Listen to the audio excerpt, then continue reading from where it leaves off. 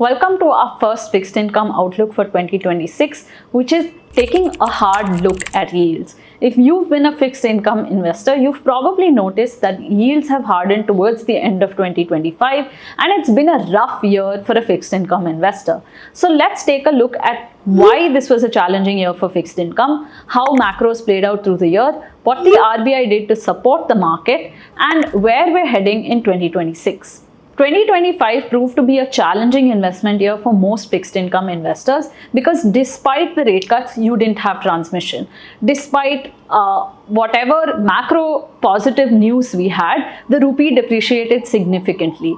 And it was a year of high uncertainty, which led to transmission being slower and also a lot of confusion and differences in terms of what assets should be priced well.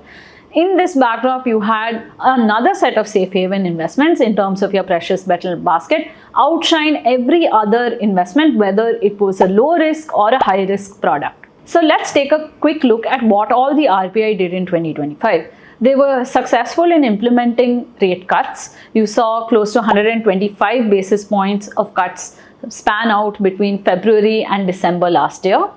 Then they were also very keen on keeping liquidity surplus.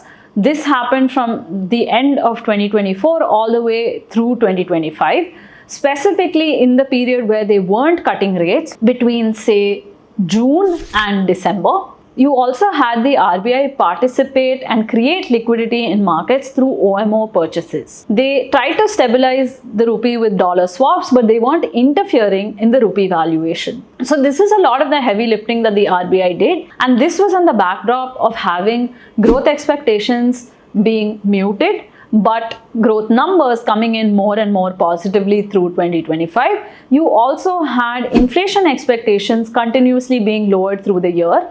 And because the uncertainty in the outlook was quite elevated, the RBI was cautionary in terms of proceeding with either rate cuts or liquidity infusions, wanting to keep their powder dry in case things escalate. Another reason why this was a challenging year for fixed income investors is because of how the supply-demand dynamics played out. On one side, you had supply coming in on the long end of the curve because of government borrowings, state borrowings, as well as PSU borrowings.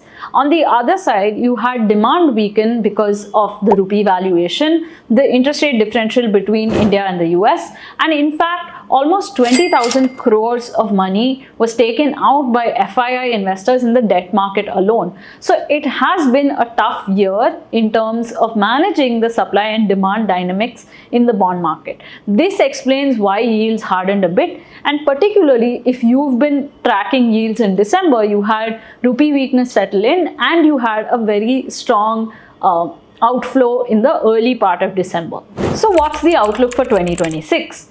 First of all, growth still seems to be soft. There's a lot of uncertainty in the environment, and this means a much more defensive approach to constructing your portfolio is warranted. So if you're more conservative in nature, you can definitely look at fixed income as a space to park your money and then gradually participate in markets through the year. If you are moderate or a slightly more balanced or aggressive investor, then choose more defensive equity ideas that could help you grow your wealth.